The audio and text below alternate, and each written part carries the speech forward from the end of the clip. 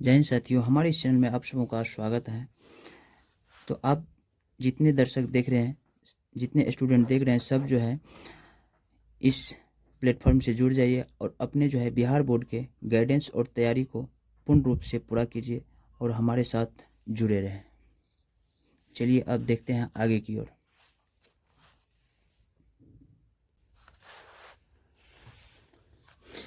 जिसके द्वारा किसी भी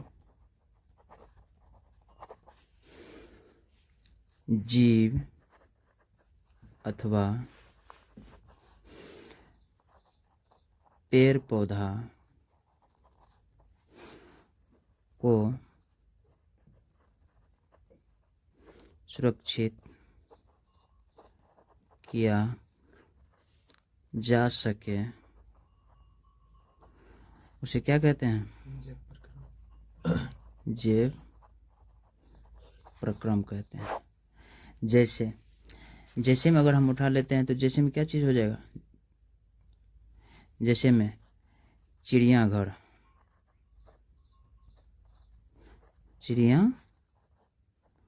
घर, उसके बाद जैव मंडल हो सकता है ना। उसके बाद अगला जो इम्पोर्टेंट क्वेश्चन वह है प्रकाश संश्लेषण।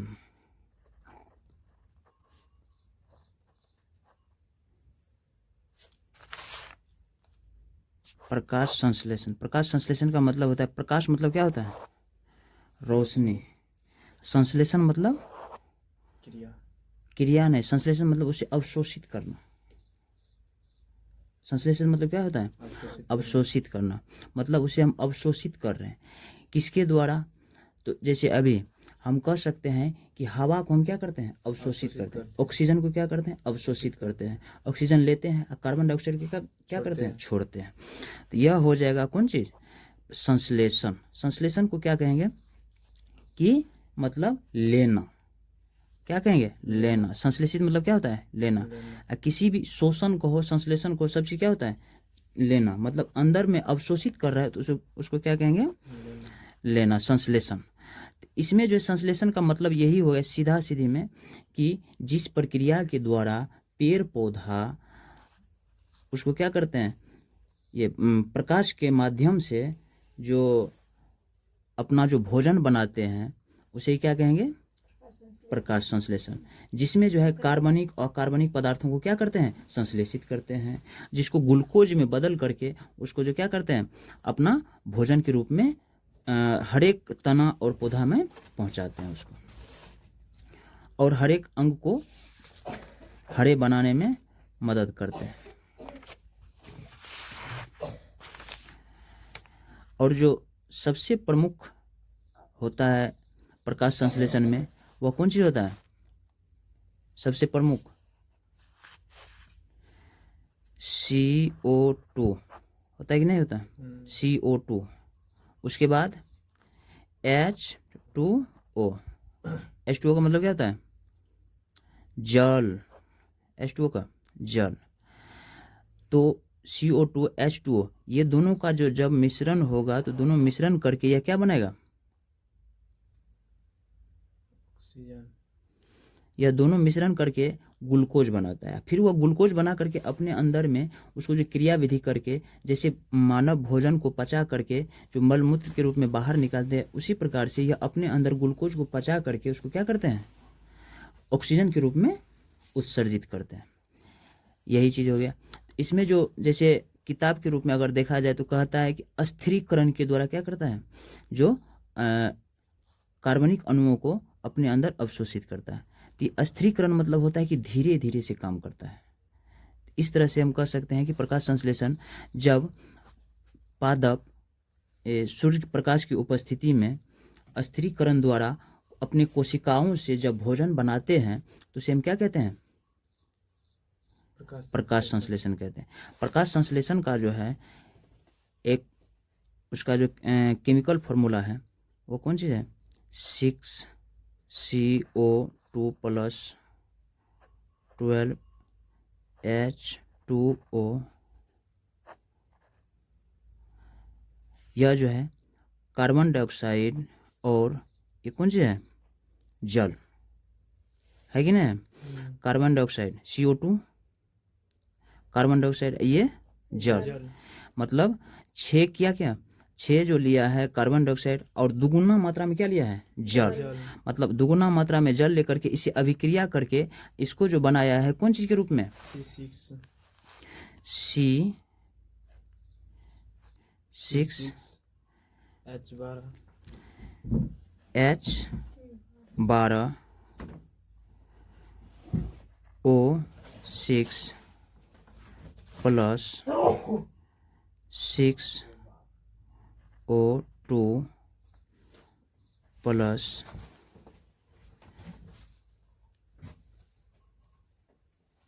6H2O।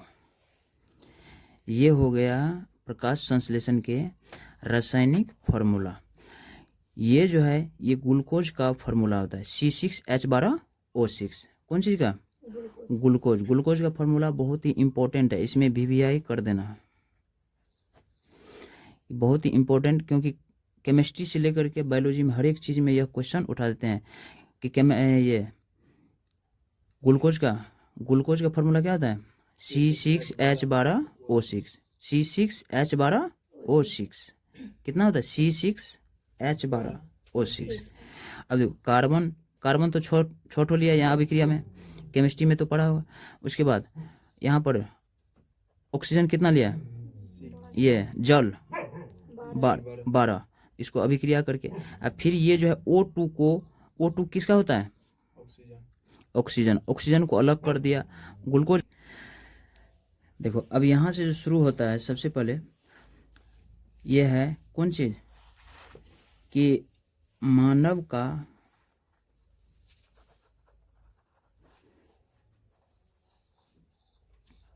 संपूर्ण पाचन तंत्र प्रक्रिया का रूपरेखा, कि कैसे कैसे यहाँ पर खाना खाया जाता है, किस तरह से किया जाता है, किस तरह से इसमें जो है पहली बार जो है खाना कहाँ जाते हैं, उसके बाद जो है उसका डाइजेस्टिव सिस्टम में किस तरह से काम करते हैं। तो यह जो प्रक्रिया शुरू होते हैं कहाँ से शुरू होते हैं, सबसे पहले मुख से शुरू होता है। मुख से शुरू होते हैं तो मुख से शुरू जो होता है तो खाने के बाद जो है मुंह में अंदर में जाने के बाद इसे जो है दांत से जो है चबाया जाता है। दांत से चबाने में जो है दांत जो 4 प्रकार का है, दांत 4 प्रकार का है ना, दांत 4 प्रकार का है। दांत जो 4 प्रकार का है तो वह जो है चारों का क्या है, काम अलग अलग है।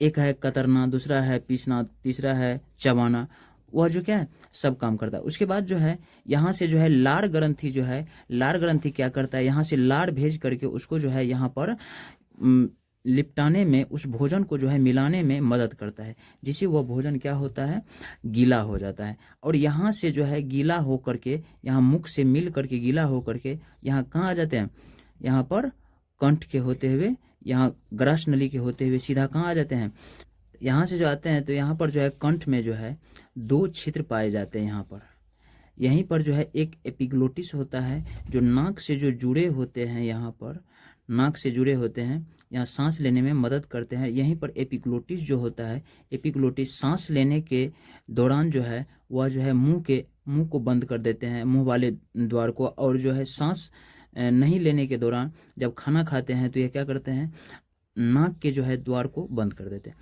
उसके बाद जो इससे आगे चलते हैं तो यहाँ पर जो 2 छिद्र होते हैं, कंठ द्वार और निगल द्वार,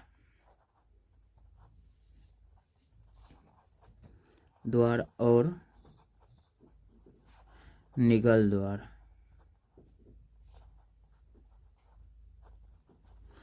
यह हो गया इसका कंठ का 2 भाग। यहाँ से जो है आगे चल करके खाना जो है यहाँ आमाशय में आते हैं।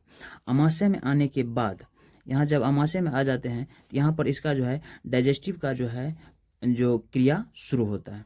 तो सबसे पहले जो है यहाँ से डाइजेस्टिव से लेने के बाद यह जो है कहाँ पर आते हैं, तो यहाँ से पीत जो है, यहाँ से पित्त से पित्त रस लेते हैं, उसके बाद अग्नाशय से अग्नाशयी रस लेते हैं जिसको हाइड्रोक्लोरिक अम्ल बनाते हैं।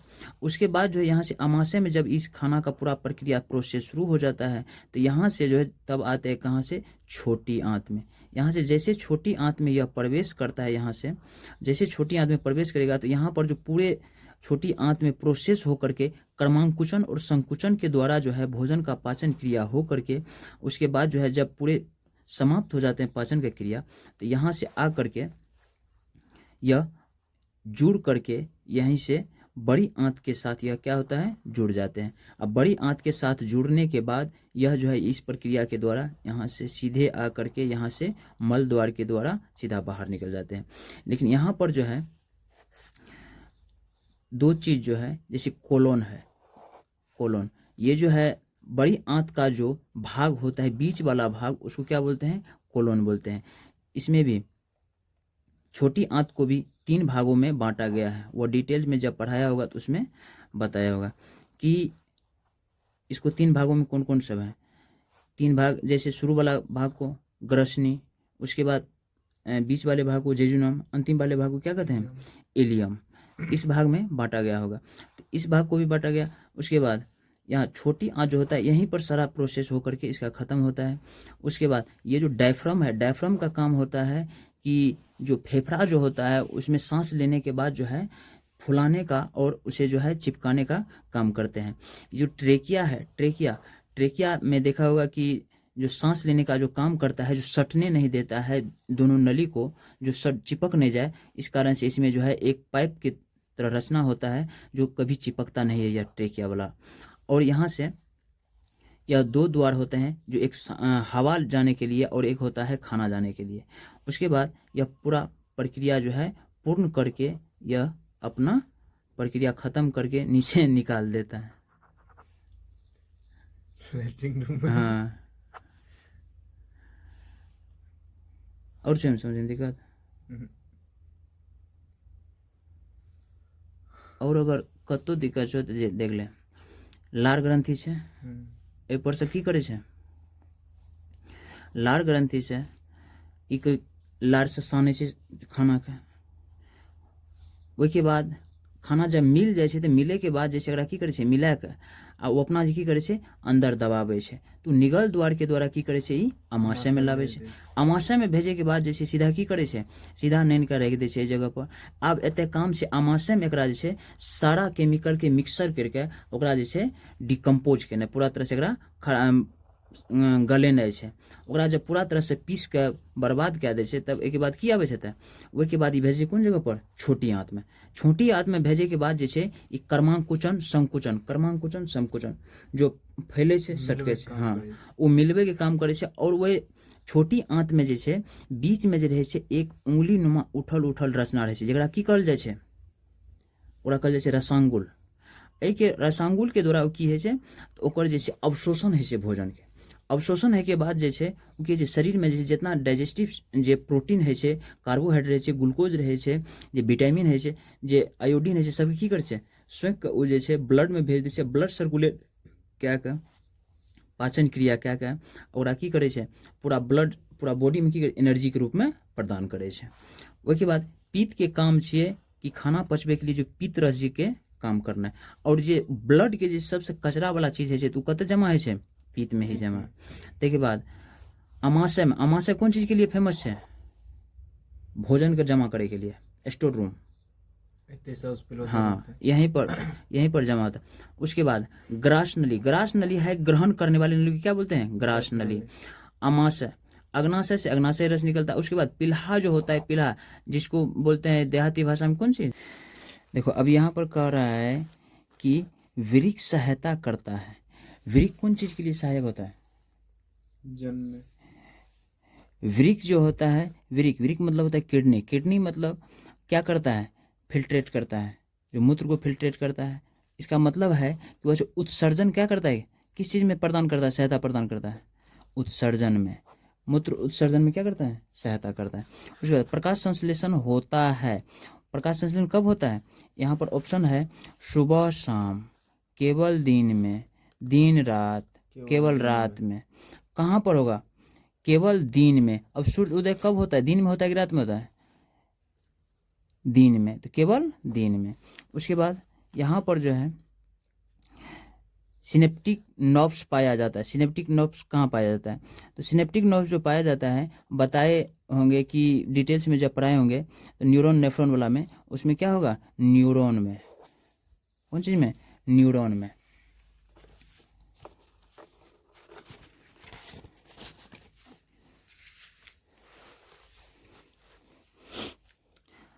अगला, निम्नलिखित में सबसे तेज हृदय धड़कन किसका होता है। सबसे तेज धड़कन किसका, सबसे ज़्यादा धड़कन धड़कता है किसका, तो इसमें हाथी का, आदमी का, चूहा का, व्हेल मछली का। तो हाथी तो स्लो चलता है, उसका तो हो नहीं सकता। आदमी स्लो भी चलता है, फास्ट भी चलता है, लेकिन चूहा जब भी चलते तो फास्ट में चलते। तो इसका मतलब यह होगा इसका दिल का धड़कन क्या होगा, सबसे अधिक होगा। उसके बाद एटीपी में फॉस्फेट की संख्या होती है। एटीपी जो है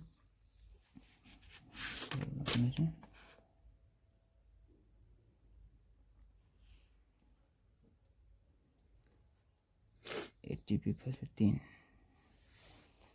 इसमें एटीपी में फॉस्फेट की संख्या कितने होते हैं, 3। उसके बाद कोशिका ईंधन निम्न में से कौन है। कोशिका ईंधन के रूप में कौन काम करता है, कोशिका को कौन खाना पहुंचाता है। यहाँ पर प्रोटीन तो नहीं होगा, यह क्या करता है, ग्लूकोज क्या करेगा, यह जो है खाना पहुंचाता है किसको, कोशिका को। और वसा तो क्या करता है, फैट बढ़ाता है, मोटापा करता है। नॉन ऑफ दिस, मतलब इनमें से कोई नहीं का। निम्नलिखित में कौन सा मनुष्य का उत्सर्जी अंग है। मनुष्य का उत्सर्जी अंग कौन सा है, सबसे ज्यादा उत्सर्जन कहाँ पर होता है मनुष्य के शरीर में, सबसे ज्यादा उत्सर्जी होता है कहाँ से, अग्नाशय से। अग्नाशय रस का होता है हाइड्रोक्लोरिक अम्ल का। हाँ, जो दिन में लगभग 3 लीटर 3.5 लीटर के करीब क्या करता है, हाइड्रोक्लोरिक अम्ल का उत्सर्जन करता है।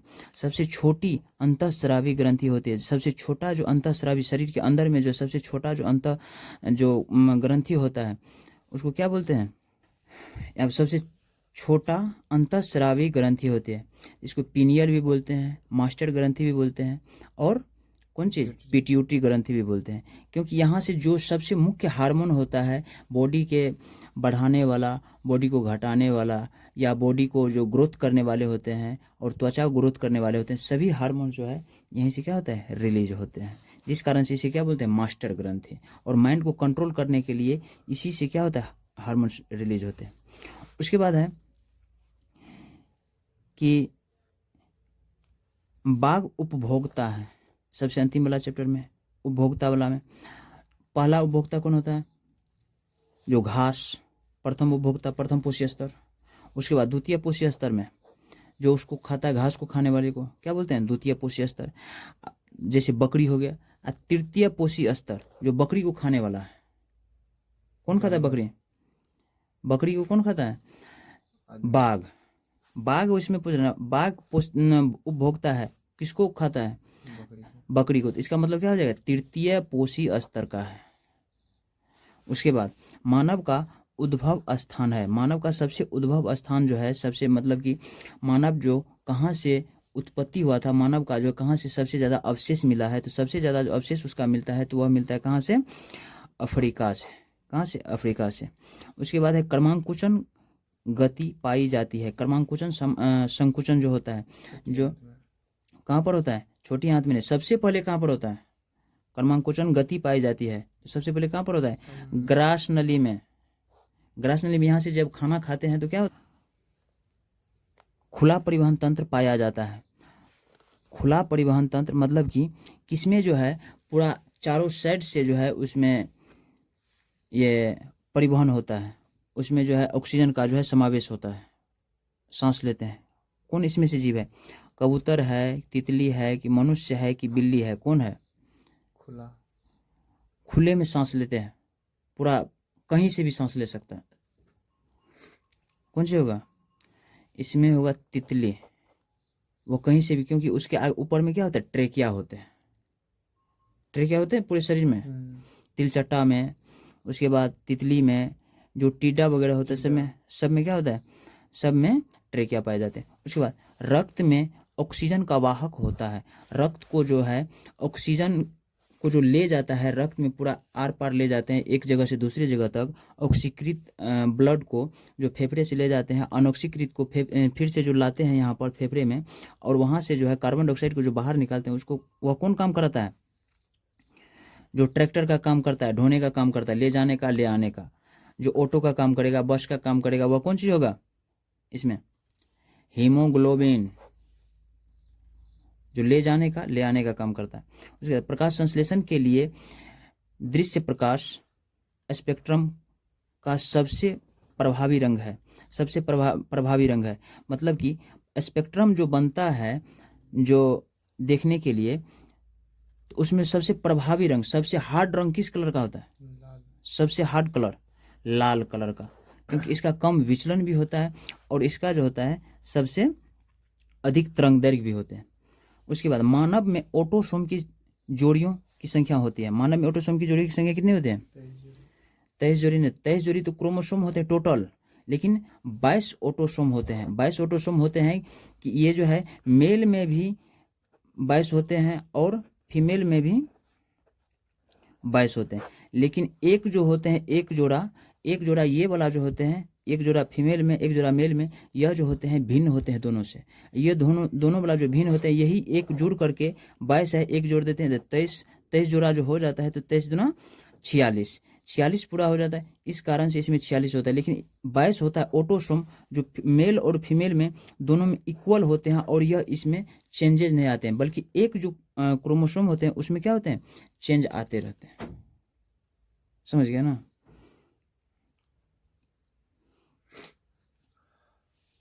कितनी देर की